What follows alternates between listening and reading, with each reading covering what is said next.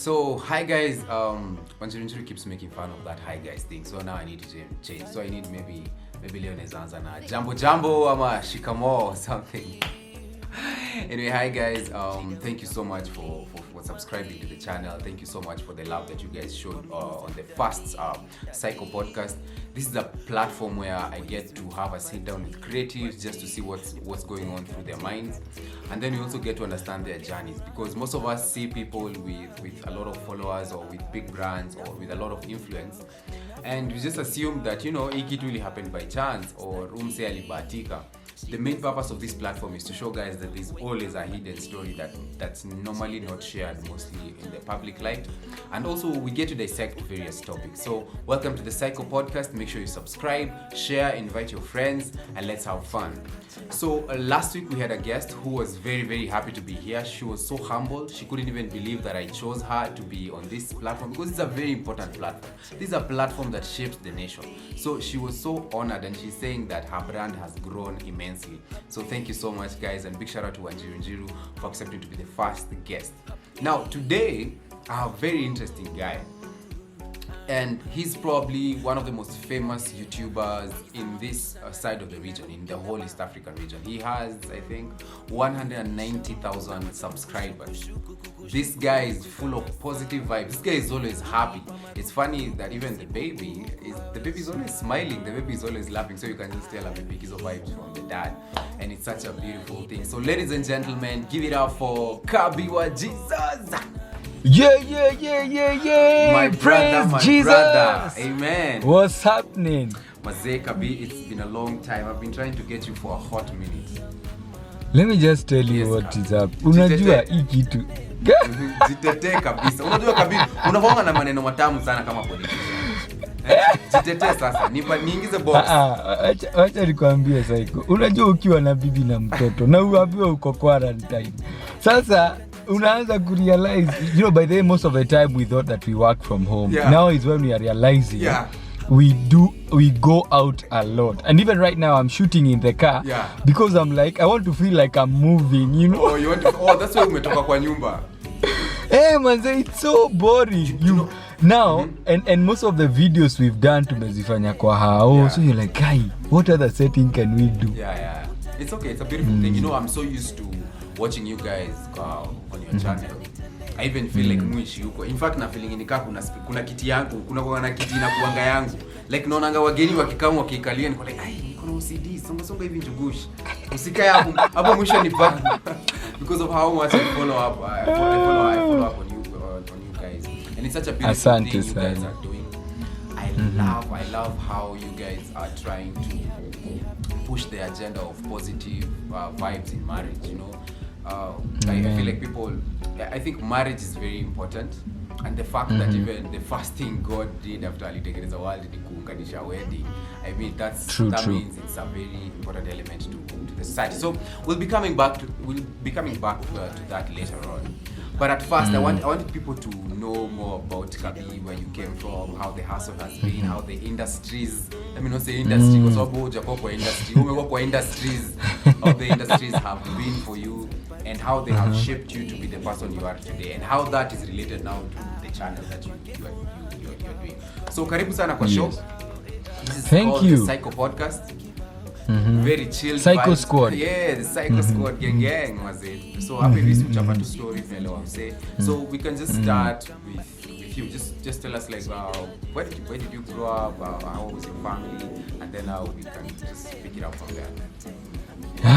Manze, I'm so excited to be here. Let me first of all say that my name is Kabi WaJesus. I am born again Christian. I love Jesus. I am married to one wife, and I have a kid. The boy is called Taji. Na tuna channel yetu inaitwa the WaJesus family on YouTube. So that's what we do. We are content creators, and I'm so happy to be here because now at least najua Cyco Squad sasa wanaenda kusubscribe. Cyco Squad wanakimbia. Make sure you subscribe to the WaJesus family YouTube channel. It's the best thing. Yes. Positive vibes 24/7. Make sure you guys subscribe. Kabisa. So basically my journey started when back in Githurai nilizaliwa Kiambu hospital, alafu nikaenda tukaishi Githurai, and then from Githurai tukaenda Kayole, Githurai 44, and then tukaenda Kayole. So Kayole is where I've grown up for most of my years, and basically that's Kayole has shaped me in terms of even character, because unajua kuna vitu unaonanga hiyo unasema hey, hapa sitaki kurudi. Kabi, wewe ni mtu wa Kayole? Mimi ni boy wa Kayole ndani. Kwanza wewe ni wa Kayole wapi? Ati babi, wacha nikwambie, you just see people out here, you don't know what they've been through. But then I look back at where I come from, and I'm like, wow, and then God will change your saying. Beshte yangu fulani tulimit immediately nilihama Kayole. Alikuwa ananiona anasema, yani mimi wana Kabi ukikula na fork knife na cheka na anguka chini. Anashanga nani mpaka na travel sana, asipo travel anasikia weird. Nani, who's this? Kama mimi sahi bana, I've not been traveling because of this COVID thing. I'm missing travel. Last night tulikuwa na wife tuna go through our place, the places that we've traveled, and you're like wow, and yeah, God ametu bless, yani ametuallow kutembea hizi vitu zote. Hata wife yangu ni demo Dandora, so sisi ni wasei lando kabisa.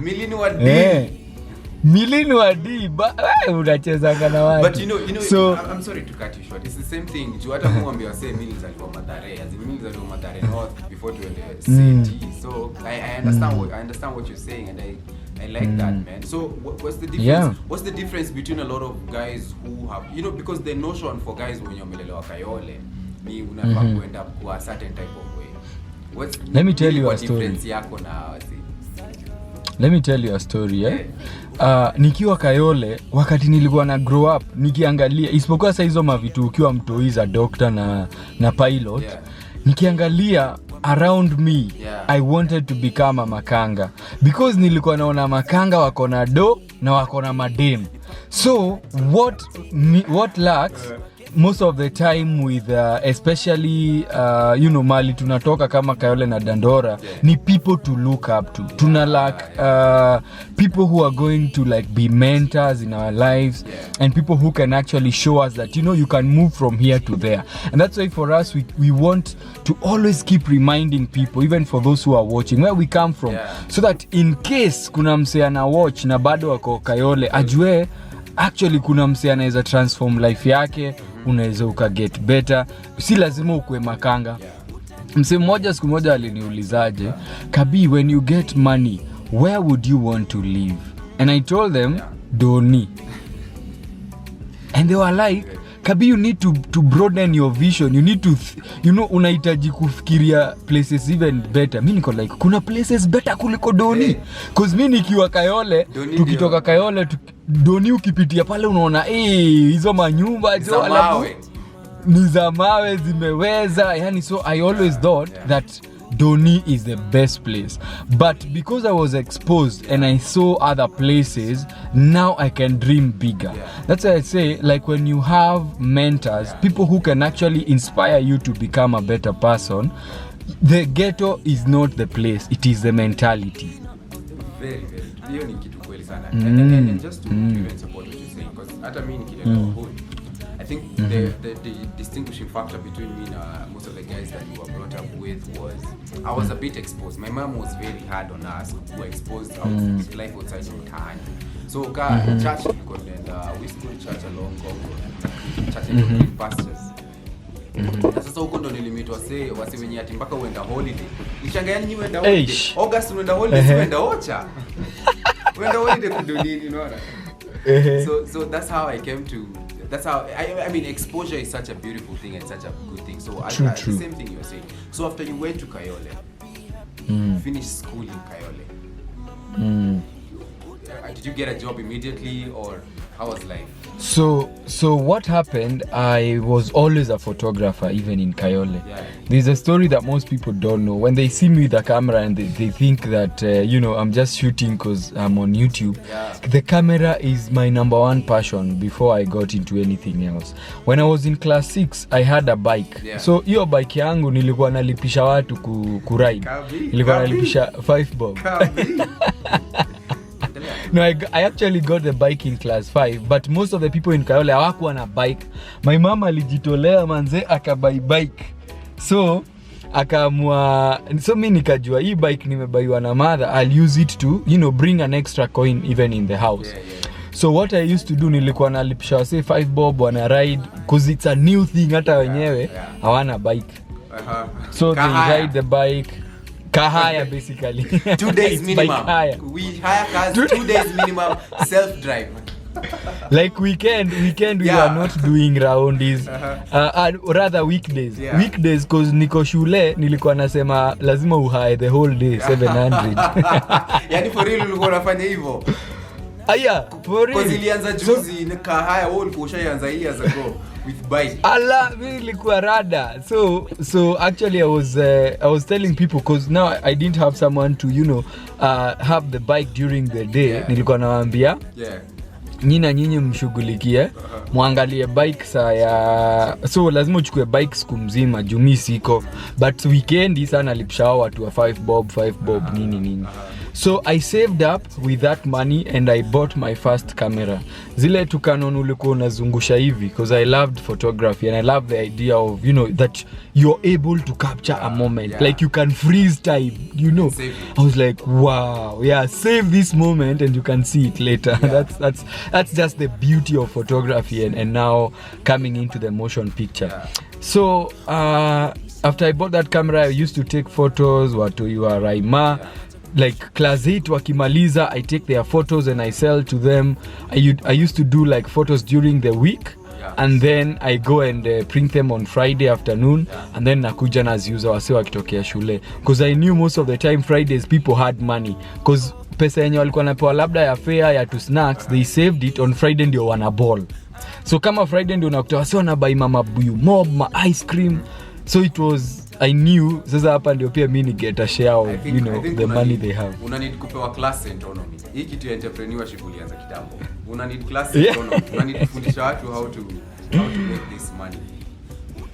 So basically that's my history with the camera. And then after that I got to buy my first digital camera when I was in Form 1. Manze nilikuwa natishia watu, like people were like, how can I see myself right now? You're taking the photo and I can see it immediately. So people thought it's already printed.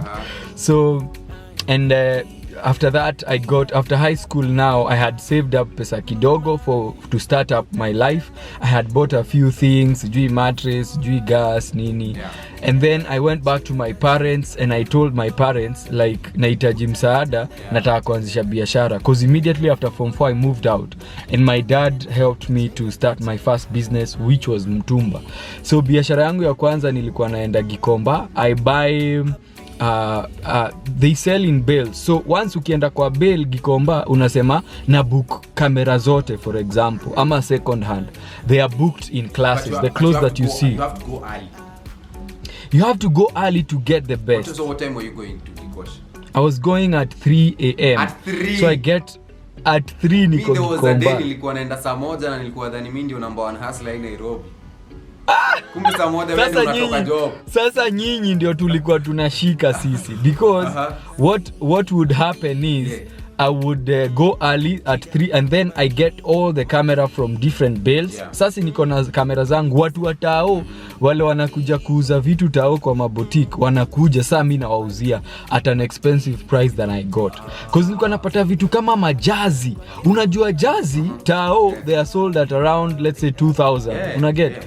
Mimi naipata nikibook bale niseme kamera zote ni zangu.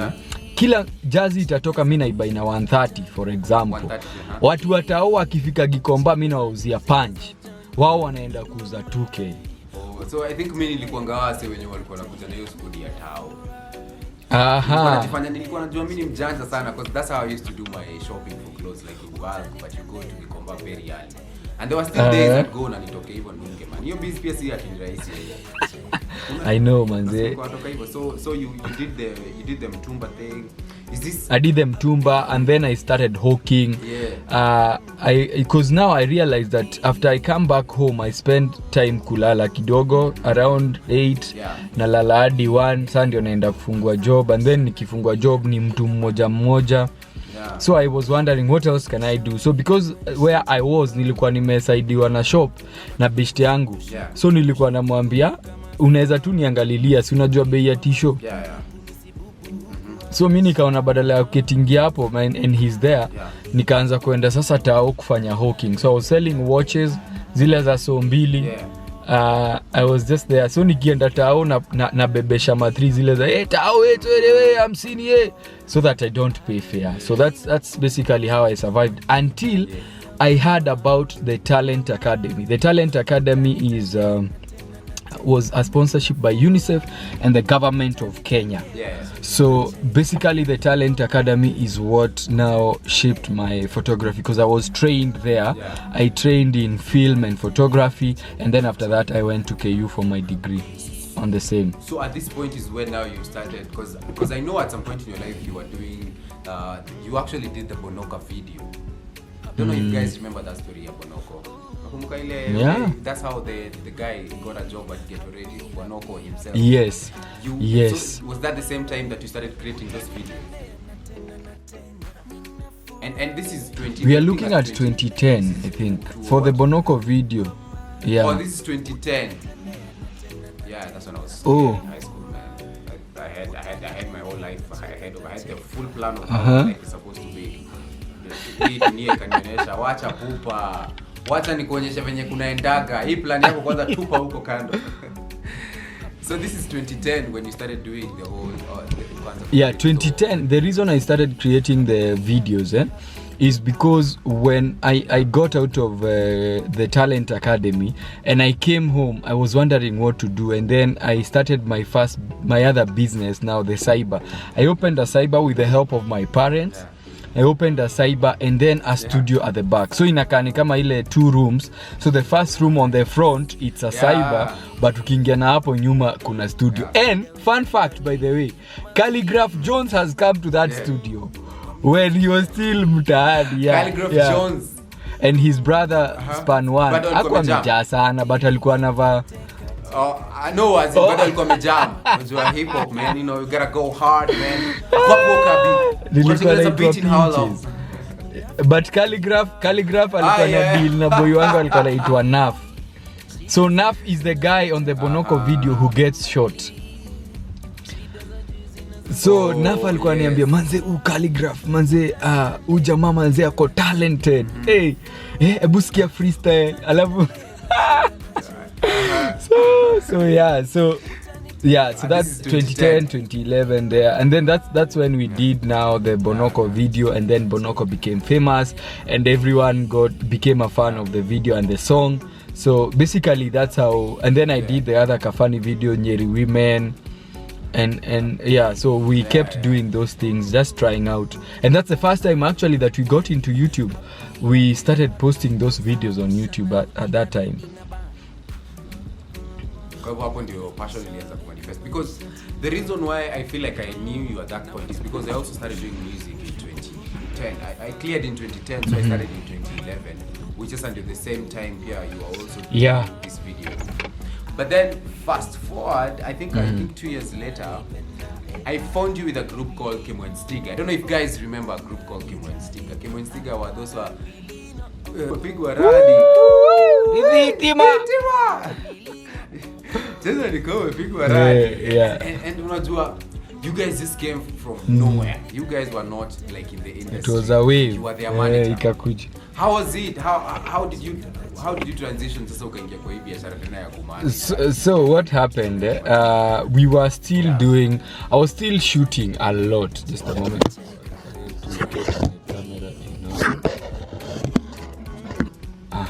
Just a moment.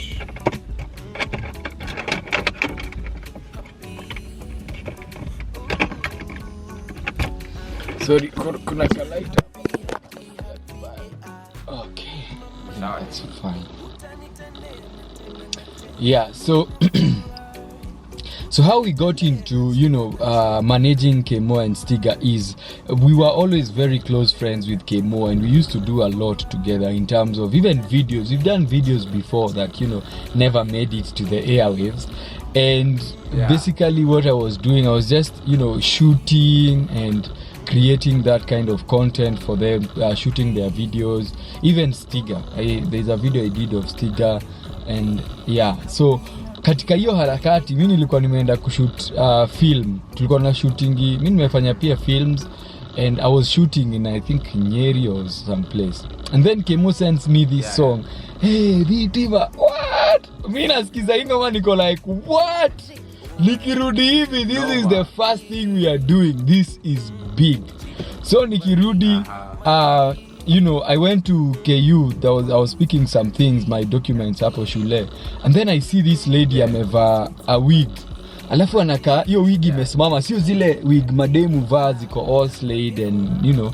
So zimesimama na shanga. Huyo alikuwa ameamua kama mbaya, alikuwa ameamua kwenda venye kutaenda. So nikashangaa dem kwani amepigwa shock. Alafu nikani hit Vitima. So I see the wig, I asked her for it, nikaivaa, alafu I tried just niko umepigwa radi Vitima, and then I sent it to Kemo. I'm like, you guys go to town right now, get a wig. This is the concept. And then later I came to think of the concept to shoot it with a phone instead of using a camera, because that time people were not shooting a lot of things with their phones. So I was like, this is a different thing, this is a new concept, so let's use our phones.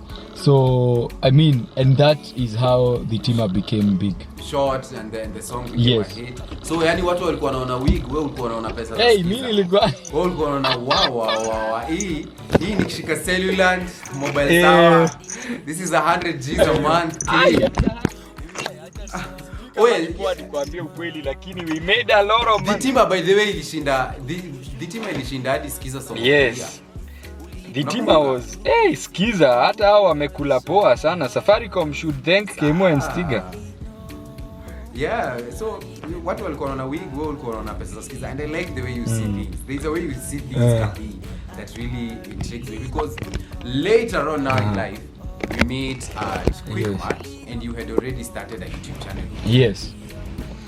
How was it? Like, how was it starting the channel? Like, did you think it would be this big? Did you have a specific goal? Is it something you stumbled upon?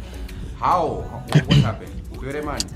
When we were starting YouTube, first of all, it came from people. Basically, people who were watching us from Instagram were like, hey, you guys need to do longer videos. We need to see you more. You need to talk to us. We need to see your lifestyle more. Because the Instagram is just a photo or probably a minute of video, you know? Yeah. And that is how we started thinking of YouTube. And my love was like, hey bana, you guys, sasa tutako naambia nini watu kwa YouTube? And I told her, let us just be us. The exact way we do Instagram, let's just do it on YouTube. And she was like, she was not even for the idea. And then she doesn't love the camera. She's not like me. You know me, I'm an artist. So me nataka camera. Yeah. Me in fact, nikionanga audience, niko like, hey, mnataka performance. Uko kama politician. What can I promise you guys? What can I promise you? Juu kama ni dam tunaweza weka hapo. I know, man. So me when I was saying more than 2 people, I'm like, can I perform? You know? So okay, I like that. At this time, were you guys married? Yes, we were married. We started our YouTube channel in 2018 November. Ooh. 2018 November. So we were like, wait, kumbe ni juzi last week kumbe. Yeah. And when did you guys get married? We got married in 2017 December. And then now that whole year ndio watu wanatupea pressure because they are seeing us on Instagram.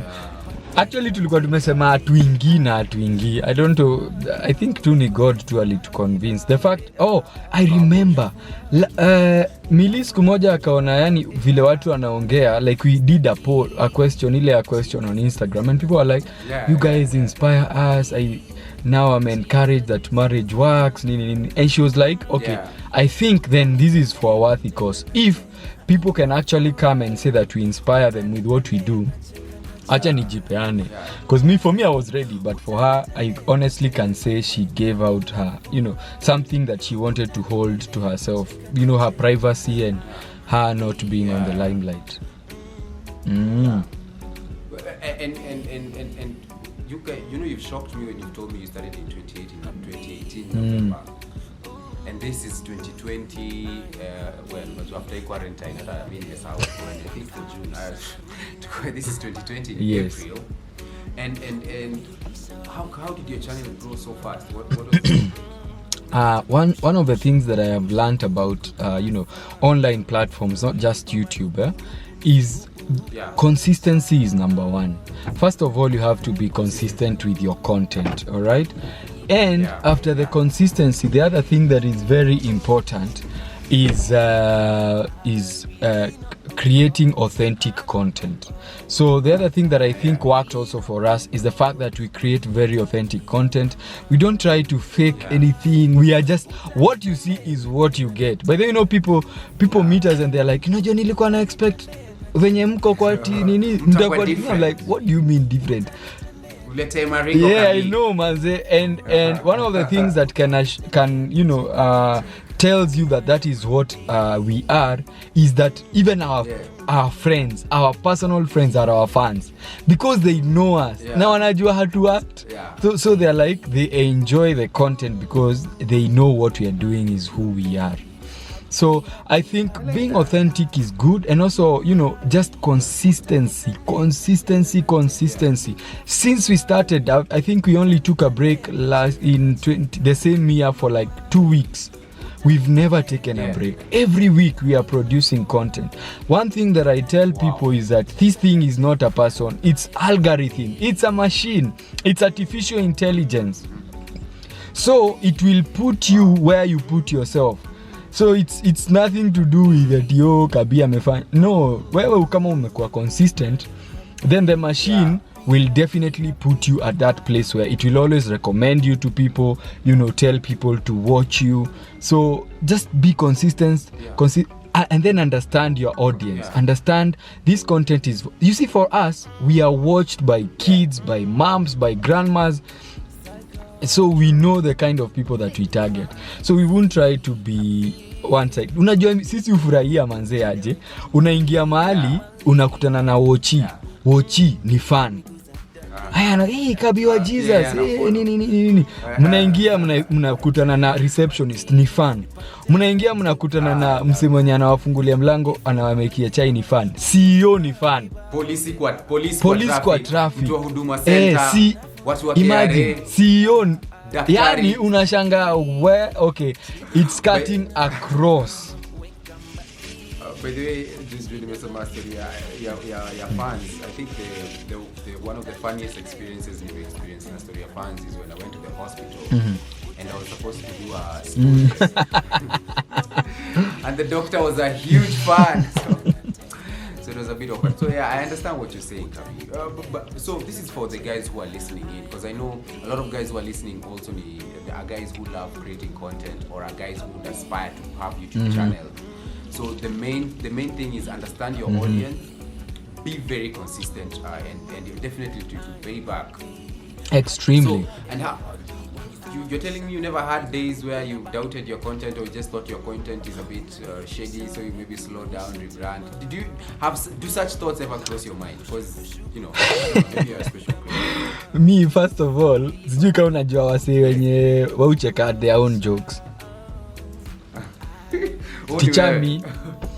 Mimi asubuhi 6:30 kwa bed wewe tu unajiambia venye wewe ni awesome. Wife yangu anaamkanga ananiuliza love manze.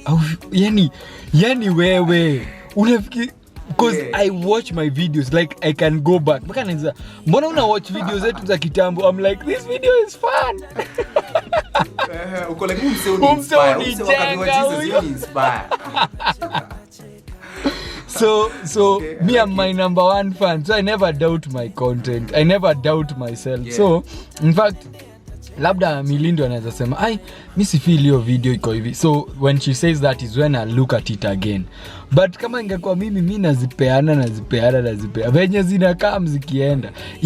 Mazee Kabi kunipea hiyo mi siogopi. Mimi zile vitu hata songs okay, zile songs zenye nilishare kama zile songs zenye sijai toa is because I just doubted them. Ama hata hii podcast it take so much time kwa sababu nilikuwa like sasa hizi ni gani sasa unaona who has 1 hour to listen to you all that stuff. So it's a very good vibe.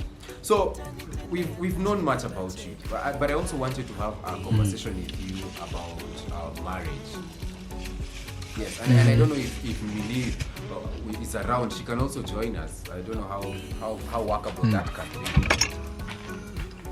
So I wanted us to have a couple of conversations about marriage and marriage today, just how guys are looking at it and all that stuff. When I told some of my friends that I'm recording Kabi, there were 2 dudes.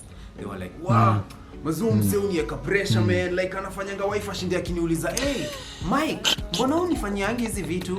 Like mazee, akwambia unieka pressure, Mr. Kagi stories za huo mse. I get that from a lot, men. by the way, but from men. But what I say is, ukisema pressure, do the little that you can. Miwaambia wanaume manze, yani ni simple sana. Yani our wives, our girlfriends, they are very easy. Mina kusho yani kuna date tulikuwa nafanya 14 days of love in our first year of marriage. And it was a very simple thing. I was just picking a day every day. Nikasema for the 14 days leading to Valentine's, I'll be doing something for you. And one of the things that I did on one of the days is that nimemwaga tu maua hapo kwa njia, nimemmakia breakfast. Hiyo kitu unaweza fanya kwa nyumba, unaweza fanya bila budget. So people tell me, hey, wewe unaenda huko, unataka mawife wetu watuambie tuwapeleke sijui tuwapeleke Cape Town, tuwapeleke wapi? No, hii simple nayo. Ungekuwa ushaanza, God will bless mahali kuna will. Ukikuwa tu uko willing kufanya kitu, God atakubless. But me by the way, I didn't know I could do all these things, but I had the design. Kwa nasema mi wife yangu nitakuwa na treat mpaka anatii. And God provided. Kuna place out hizi tips ama jumi yenyewe kuna time ni out of tips mazi. Yani nimecheza tricks zote sasa hata sijui kuna place out hizi tips man. You always having something new under your sleeve Kabi. Acha nikwambie, ukifikiria mtu sana hizo vitu zina come through. Unajua mimi, first of all, people need to understand that we are all different. Like for example, me and my wife, we work together since day one. So we are always together. So for me, I'm always thinking about this person. I'm always thinking, what can I do to spice up our relationship? Tusikwe tuko pamoja kila saa tunaboyana. What? So na kama yeye this time amenifanyia vitu mob, amenibaia the newest 20 plus Samsung. By the way, congratulations so much. Hii mambo ya watu kubaiwa tie, bow tie, socks. Yani unashangani kama yani uko na socks za official, uko na hadi socks za games. Juu ya vile kila birthday ni socks. Ni kama unatengeneza puppet.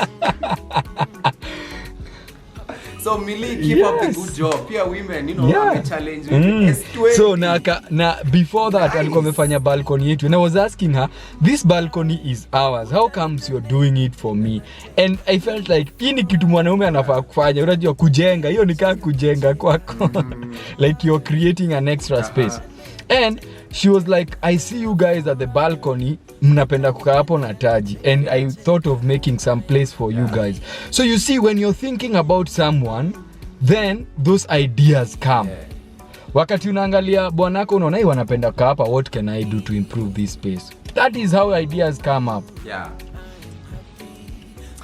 And it's so but I feel like to some point also, for a man to be this romantic to their woman, they have to be emotionally intelligent, or you have to be for real, true story, because you see how we've grown up in Africa.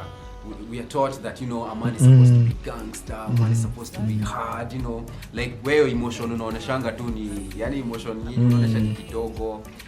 In fact, even on Twitter there's a whole trend, hashtag about it. It's called toxic masculinity, where my boy would meet at mazee mi siezi enda kinyozi kufanywa facial bana, mimi nakaanga na skin yangu ngumu ndagoje shade kaya nyoka, unaona.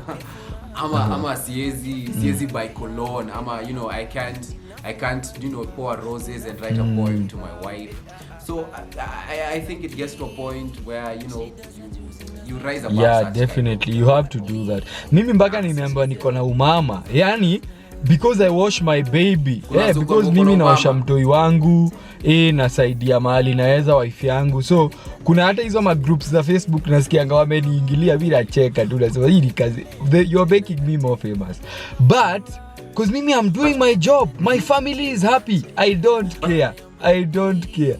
Ati kuosha mtoi umama, mimi niko like, let me wash my baby, let me get that to mama 100.